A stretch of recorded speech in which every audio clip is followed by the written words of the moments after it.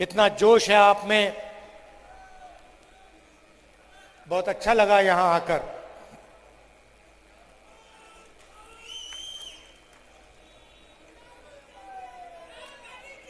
आपको याद होगा कुछ साल पहले कोविड आया,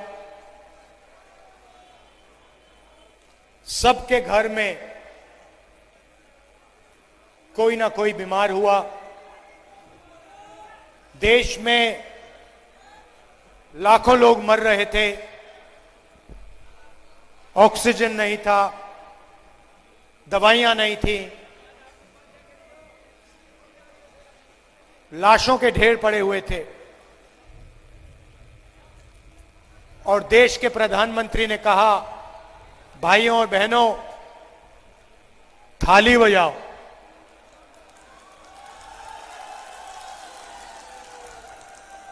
पहले कहा थाली बजाओ, उसके बाद जैसे आपके मोबाइल फोन की लाइट ऑन है, नरेंद्र मोदी जी ने कहा लाइट ऑन करो मोबाइल फोन की।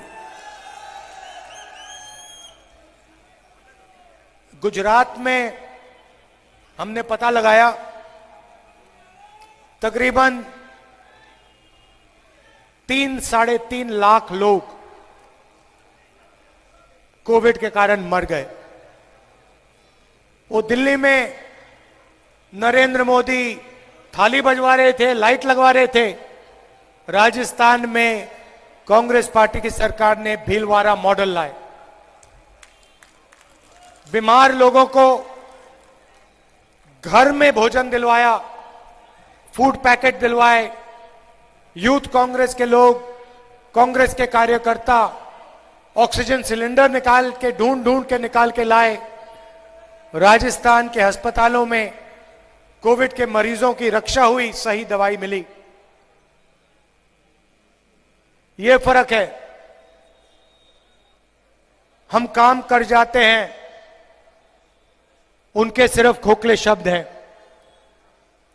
नरेंद्र मोदी जी ने आपसे वायदा किया था 15 लाख रुपए का बैंक अकाउंट में देने का, मिल गया? नहीं मिला ना? आपको और मिलेगा भी नहीं कभी।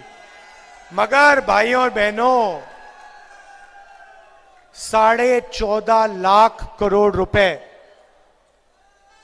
14.5 लाख करोड़ रुपए नरेंद्र मोदी ने हिंदुस्तान के अरबपतियों का कर्जा माफ किया।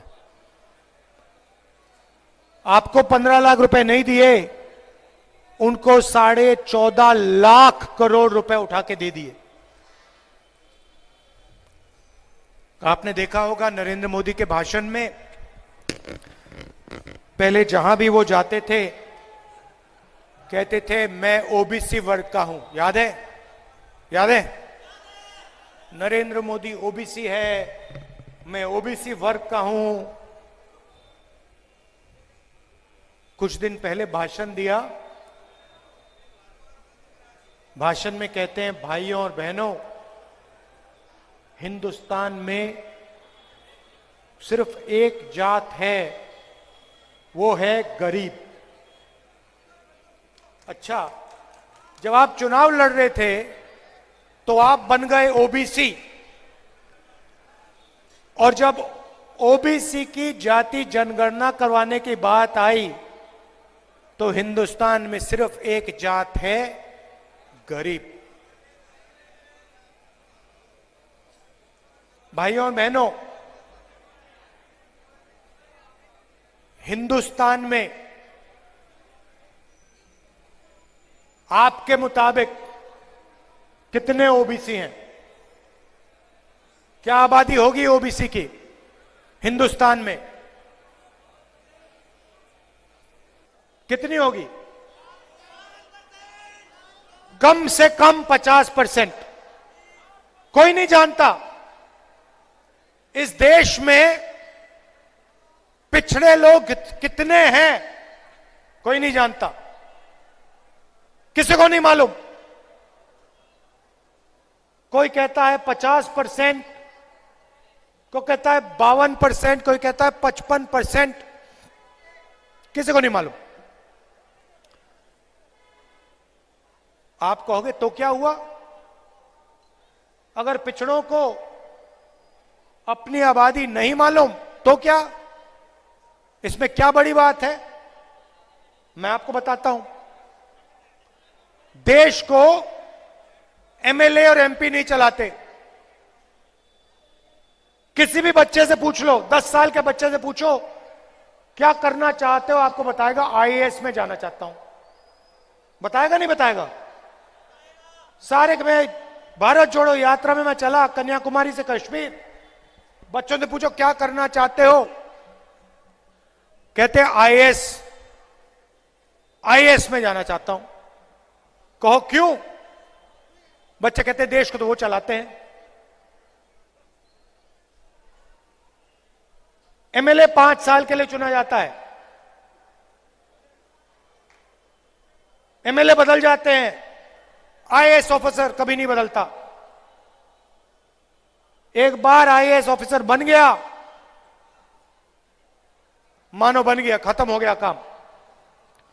देश को आईएएस ऑफिसर चलाते हैं। हिंदुस्तान के बजट को 90 लोग बांटते हैं। Secretary to government of India, cabinet secretary, secretary to government of India, 90 लोग हिंदुस्तान का हर रुपया बांटते हैं। स्वास्थ्य में कितना जाएगा, राजस्थान कितना आएगा, शिक्षा में कितना जाएगा, आर्मी को कितना मिलेगा, वायुसेना को कितना जाएगा, सारे के सारे निर्णय 90 लोग लेते हैं। मैंने पार्लियामेंट में सवाल पूछा, मोदी जी आप कहते हो ओबीसी की सरकार है, 90 में से ओबीसी कितने? आबादी 50%, 90 में से 45 होने चाहिए। अगर आबादी 50 है, पता नहीं ज्यादा भी हो सकती है। भाइयों और बहनों, सच्चाई क्या है? सच्चाई है कि 90 में से 3 ओबीसी वर्ग के। और अगर हिंदुस्तान की सरकार 100 रुपए खर्च करती है तो 5 रुपए का निर्णय पिछड़े ऑफिसर लेते हैं। दलित कितने? दलित भी 90 में से 3। और अगर हिंदुस्तान की सरकार 100 रुपए का निर्णय लेती है तो दलित 1 रुपया का निर्णय लेता है। आबादी 50%, भागीदारी 5% ओबीसी की। आबादी तकरीबन 15%, भागीदारी 1%। और सुनिए, आदिवासी वर्ग, हिंदुस्तान का बजट 100 रुपए का, आदिवासी वर्ग 10 पैसे का निर्णय लेता है। कहां है भागीदारी ओबीसी की? कहां है भागीदारी दलित की? कहां है भागीदारी आदिवासी की? यह सवाल मैंने नरेंद्र मोदी के सामने पार्लियामेंट हाउस में पूछा। अब नरेंद्र मोदी नहीं चाहते और बीजेपी के लोग नहीं चाहते कि देश के पिछड़े लोगों को पता लग जाए उनकी आबादी कितनी। क्यों? अगर जाति जनगणना में आ गया कि पिछड़ों की आबादी 50% है तो फिर भागीदारी 1% 5% की कैसे रहेगी? फिर भागीदारी बढ़ानी पड़ेगी। इसलिए मेरे भाषण के एकदम बाद, पार्लियामेंट हाउस में भाषण देने के एकदम बाद नरेंद्र मोदी जी कहते हैं हिंदुस्तान में जात नहीं है, सिर्फ एक जात है, वो है गरीब।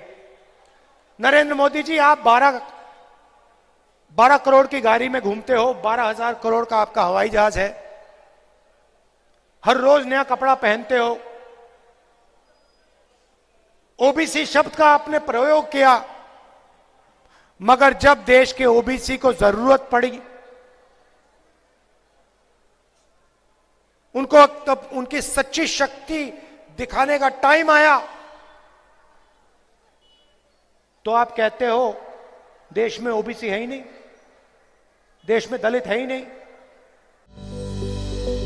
Welcome to K-Mall, a premium project by Kaleen Group.